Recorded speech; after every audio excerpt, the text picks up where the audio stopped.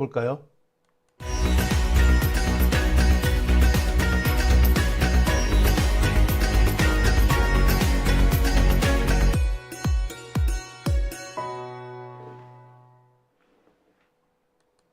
네, 오밤중의 뉴스 함께하고 계십니다.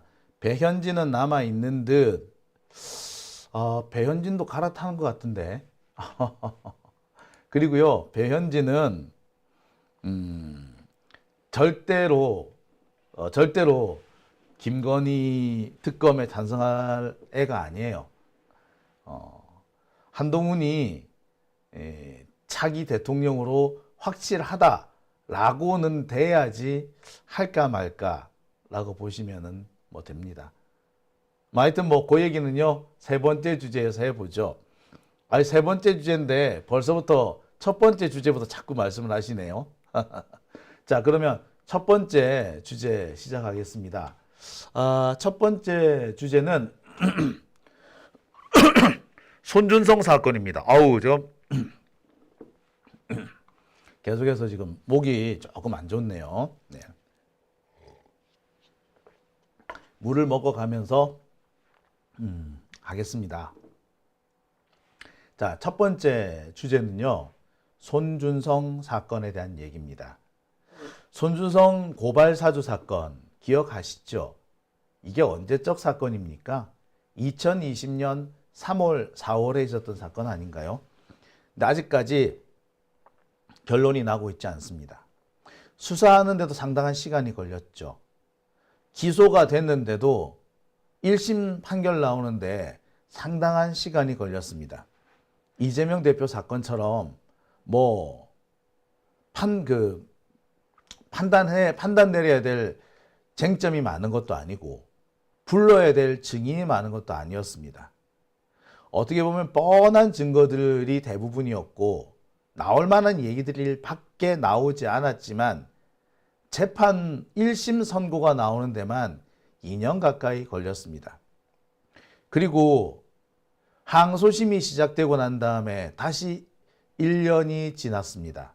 그런데 그 사이에 항소심 선고만 2번이 연기가 됐습니다.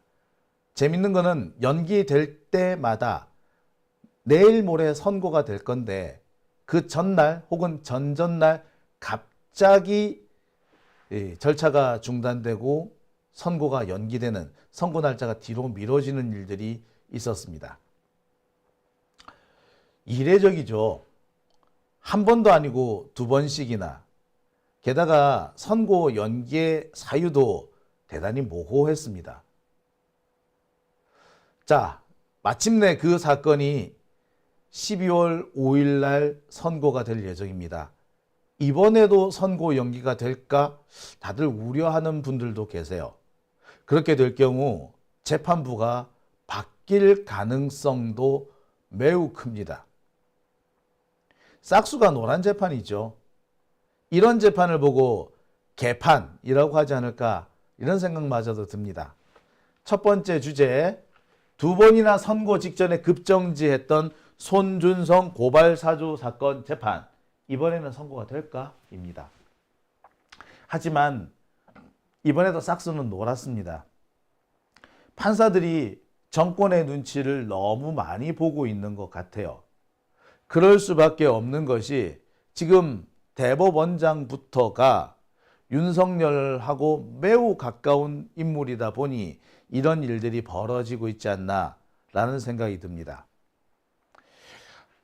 저는 그런 생각도 해봐요.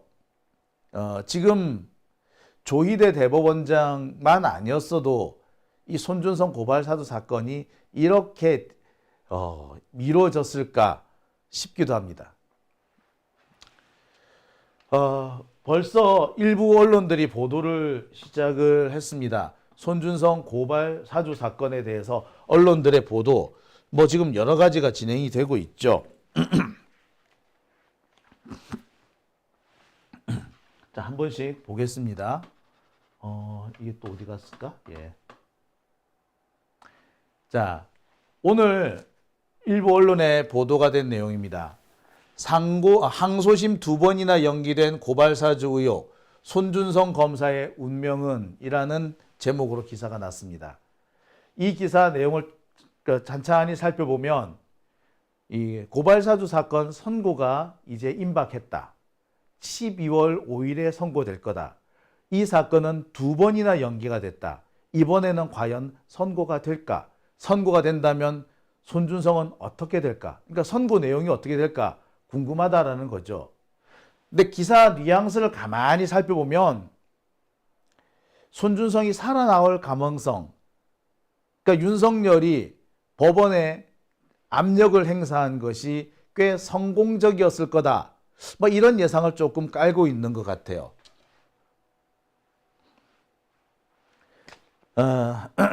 저는 이 손준성 사건, 이 사건이 가장 대표적인 외압 사건이자 법원이 최소한의 공정성마저 지키지 않은 사건이라고 생각이 들어요. 재판이 개판이다라고 말씀드리는 이유도 여기에 있는 겁니다. 너무 이례적인 일들이 많았습니다. 선고 직전에 갑자기 재판이 연기되는 것도 그렇고요. 재판을 연기해가지고 변론까지 제기했는데 변론 제기해가지고 딱히 별다른 얘기를 안 해요. 변론 제기를 했으면 재판부가 볼 때 이 부분에 대해서 심리가 미진하다라고 해서 미진한 부분을 제대로 심리한 다음에 판단을 내리자, 이런 의미에서 변론 제기를 하는 거거든요. 그러면 재개된 그 재판에서 뭔가 눈에 확 띄는 얘기를 해야 되는 거 아닙니까? 재판부가 검사 쪽이든 변호인 측이든 헉! 할 수 있게끔 이거 우리 정말 안 다뤘구나, 뭐 이런 주제를 딱 들고 나왔어야 되잖아요. 근데 막상 재개된 재판에서 딱히 그런 별다른 얘기가 나오질 않았습니다. 그래가지고 또 변론을 제기해서 재판 한 번밖에 안 열어요. 그래 놓고는 바로 그 자리에서 결심을 또 합니다. 그래서 11월 1일 재판을 하겠다, 선고를 하겠다라고 해놓고서는 다시 미뤄진 거예요. 되게 황당무계합니다. 이렇게 2번 연속으로 미뤄진 사례 참 찾기 어렵습니다. 대체로 2번 연속으로 선고가 미뤄진 사례는 배경을 살펴보면 매우 정치적인 사건들인 경우가 많고, 검찰이나 법원이나 혹은 정치권이나 민감한 사건인 경우가 많습니다. 이 민감한 사건을 선고를 하려고 보니까 정치적으로 너무 민감해지는 거야. 시기가 너무 안 좋아. 그러니까 지금 선고를 했다가 재판부가 이거 개쌍욕을 먹을 수도 있겠다 싶으니까 시기 조절을 하는 경우, 이런 경우에 무단으로 재판이 2번, 3번밖에 연기가 되는 겁니다. 제가 볼 때 손준성 사건도 똑같은 경우가 아닐까 싶습니다. 원래는 9월 달에 선고가 되게 돼 있었어요. 9월 26일인가요? 뭐 그 무렵에 선고가 될 예정이었는데 딱 그때 분위기 딥다 안 좋았어요. 명태균 게이트가 그 무렵에 빵 터졌죠. 뿐만 아닙니다. 도이치모터스 사건 그 무렵에 한참 시끄러웠습니다. 김건희가 뭐 검찰 조사를 받았는데 검사들이 직접 청와대를 가가지고 김건희를 조사하고 핸드폰까지 지들이 오려 내놓고 수사를 하는 이 황당무계한 여황제 수사가 있었다라고 할 무렵이 바로 그 무렵이에요. 그러니까 검찰 입장에서는, 법원 입장에서는 그때 바득바득 우겨서 선고를 하기가 참 민감한 거죠. 자칫 잘못했다가 어떤 결론이 나오든 어느 쪽으로부터든 욕먹을 수밖에 없는 상황이었을 겁니다. 그래서 미룬 거예요. 그럼 밀어놓고 11월 달에 하려고 왔는데 11월 달도 상황이 영 녹록치 않네. 이번에는 뭐가 걸립니까? 이재명 대표 재판들하고 딱 걸려버리죠. 그래서 또 미룬 겁니다. 그리고 이제 12월 달이 된 거죠. 이번에도 또 미룰 수 있을까? 글쎄, 상황은 지금이 더 나빠졌죠. 아마 지금 선고 잘못하면은 진짜 재판부 욕먹을 겁니다. 또 몰라, 이래가지고 또 연기하려고 그러지. 자, 정리를 좀 해드릴게요. 이 사건의 담당 재판부는요, 서울고법 형사 6-1부입니다.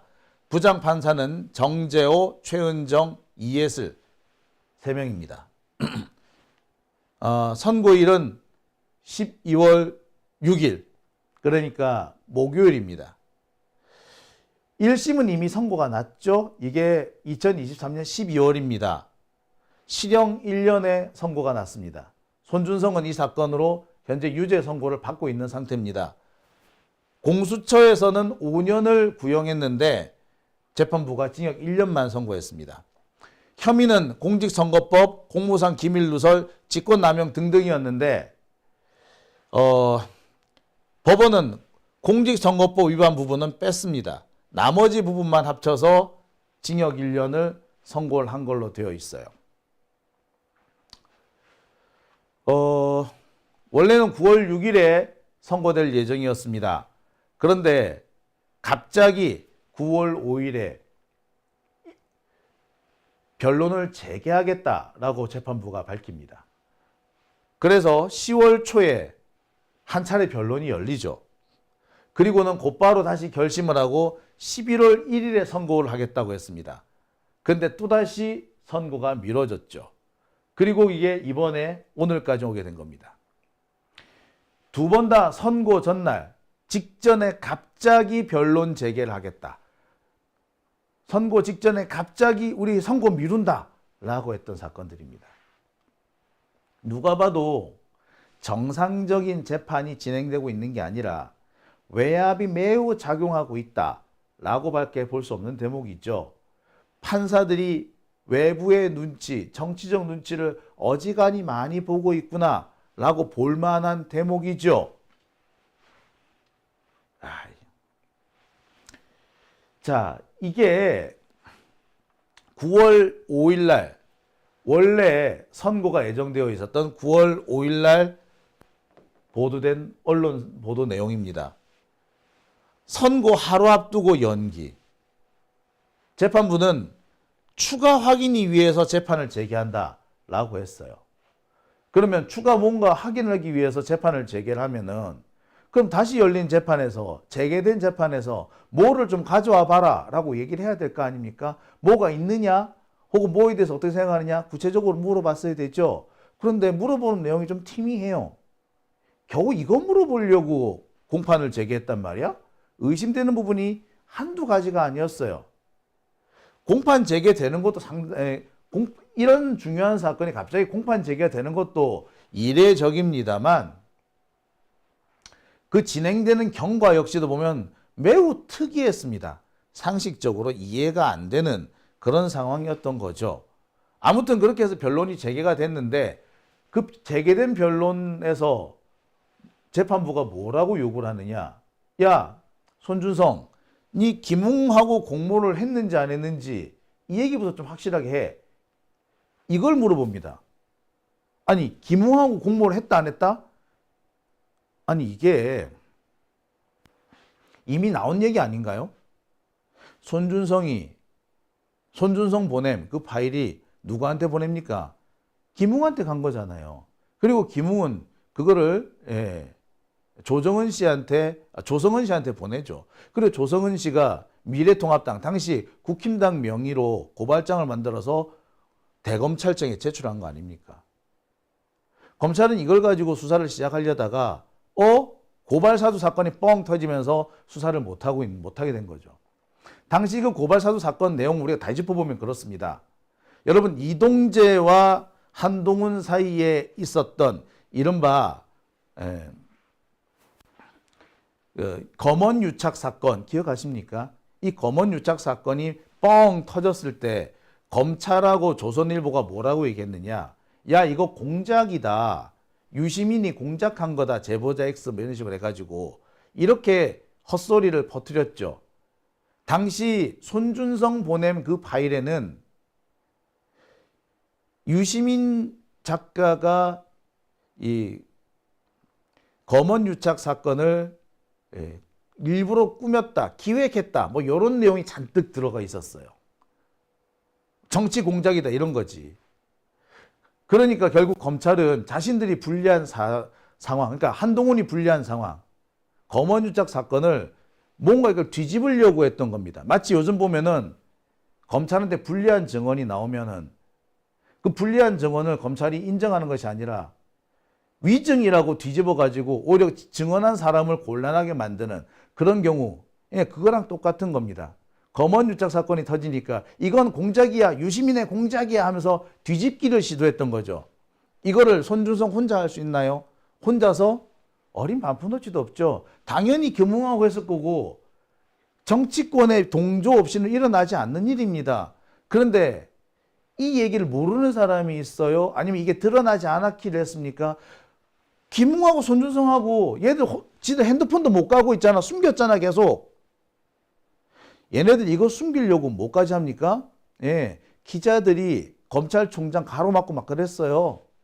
당시 권순정 대검 대변인이 있었는데 권순정 대검 대변인도 이 고발사주 사건이라든지 이 한동훈 검언유착 사건이 연루가 돼 있었죠. 그때 권순정 대검 대변인 핸드폰 압수하려고 공수처가 나서니까 이거 못 가져가게 합니다. 누가? 기자들이. 그러면서 당시 김호수 검찰총장 방에 쳐들어가고 쌩 난리도 아니었어요. 이게 그냥 있었겠습니까? 공모가 없이. 그런데 이 얘기를 뜬금없이 다시 하라는 거야. 어? 그러면서 이프로스의 정보 생성 정체가 어떻게 되느냐, 손준성의 업무가 어떻게 되느냐, 김무하고 어떻게 공모했느냐. 아니 이게 재판하는 와중에 이미 나왔어야 되는 건데 이걸 다시 묻는다고? 네. 이거는 어디까지나 명분이었던 거죠. 이미 거론됐던 거 한 번 더 거론해서 마치 중요한 부분이 있어서 그 중요한 점 때문에 다시 중요한 내용인데 거론 안 된 재판 과정에서 논의가 안 된, 심리가 안 된 부분이 있는 것 같다라고 어거지를 쓴 거죠. 예, 이미 다 거론됐던 건데. 달리 말하자면 시간 끌기를 하려고 했다라고 밖에 볼 수 없는 대목입니다. 자, 그렇게 해서 11월 1일에 선고를 하려고 했던 거죠. 하나마나한 변론이었는데 그리고 한 번만 하고 끝내버려. 아니 자기들이 야 이거 변론 재개해서 물어봐야 되겠다라고 해서 변론을 열었어. 근데 그 변론에서 딱히 특별한 얘기들이 안 나와. 그랬으면 나 같으면 이 기회를 한 번 더 열 테니까 이 답변 좀 준비해 오세요라고 시간을 더 줬겠어. 근데 그냥 그걸로 그냥 끝 해버렸어. 변론 다 진행을 안 해요. 그냥 시간 끌기였다는 게 여기서도 드러나는 거 아니겠습니까? 그리고 다시 선고일이 옵니다. 그게 언제다? 지난 11월 1일이었죠. 그랬는데 이 11월 1일 선고도 결국엔 뭐가 됐다? 다시 미뤄진 겁니다. 근데 이때 매우 이상한 상황이 벌어졌죠. 11월 1일 두 번째 선고하겠다고 선고날을 두 번째 잡은 이날을 전후로 해서 이상한 일이 정말 많이 벌어집니다. 우리 다 잊고 있었던 건데요.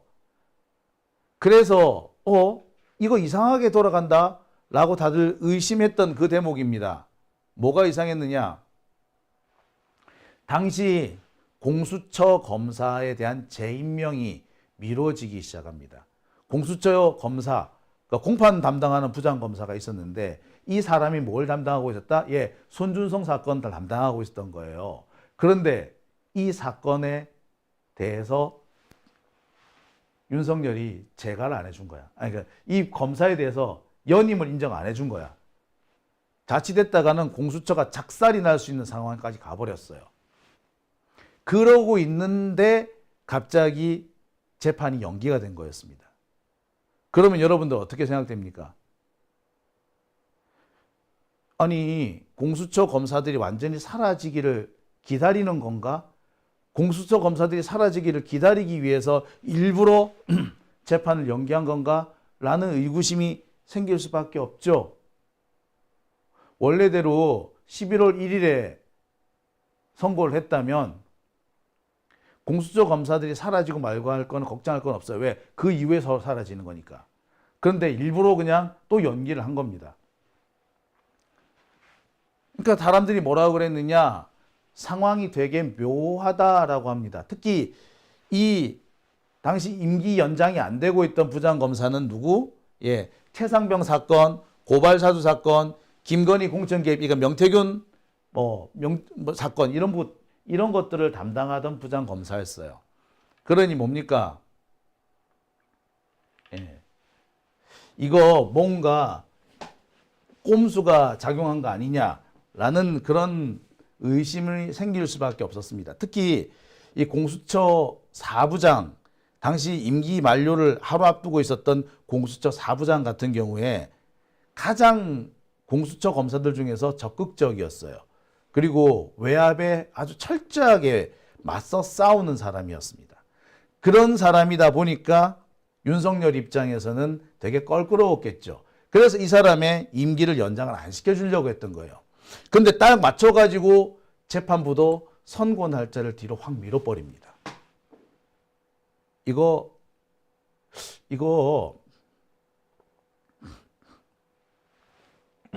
우연인가요? 우연인가요? 네. 그리고 다시 이제 선고날이 온 겁니다. 여러분, 그래서 저는 이 사건 재판이 걱정이 됩니다. 손준성한테 면죄부를 주는 판결이 나오지 않을까. 그런 판결을 준비한 판사가 아니라면 이렇게 흔들릴 이유가 없었어요. 어떻습니까? 여러분들이 보실 때는 어떤 생각이 드십니까? 만약에 손준성한테 중형을 선고하는 판결이었다면 이것이 과연 9월 달에 선고 연기가 됐을까요?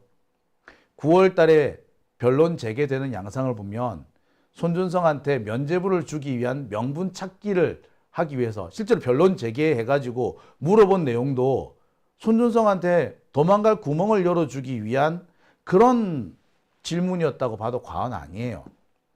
그리고 그마저도 한 번 더 연기가 됐다. 이건 시기 조절인 거죠. 시기 조절을 위해서 명분을 쌓고 그리고 손준성한테 이 면죄부가 되는 판결을 내리더라도 정치적인 부담이 덜한 시간을 찾기 위해서 이렇게 하고 있는 게 아닌가라는 생각 저는 안 할 수가 없습니다. 물론 어디까지나 저의 판단이고요.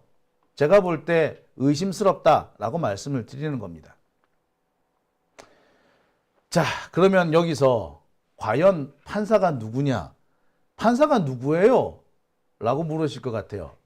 자, 판사는 재판장은 정재호 부장판사입니다. 69년생이고요. 광주 출신이라고 합니다. 사례지역 고등학교를 나왔고요. 서울대 법대를 졸업했습니다. 사법연수원은 25기고요. 법원행정처에서 기획조정심의관이라는 자리를 맡은 바 있습니다. 이거는 소위 말하는 귀족 판사들이 가는 자리입니다. 판사들 중에서도 귀족이라고 인정되는 향후에 대법관이 될 수도 있는 그런 사람들한테 주는 자리입니다. 대법원장의 신복인 거죠. 대법원장의 손발이 되는 자리입니다. 그 자리에서 꽤 오랫동안 근무했던 사람입니다. 출신이 호남이긴 하지만 이 사람은 서초동 귀족 판사예요. 대전고법, 서울고법, 수원고법 부장판사를 했는데 여기서 의심스러운 대목이 또 하나 등장합니다. 수원고등법원에 가서 1년밖에 안 있었어요. 그런데 갑자기 서울고등법원으로 발령이 납니다. 그리고 서울고등법원으로 오자마자 손준성 사건을 맡아요. 마치 손준성 사건을 맡기기 위해서 수원고법에서 서울고법으로 땡겨온 사람처럼 보입니다. 과연 이게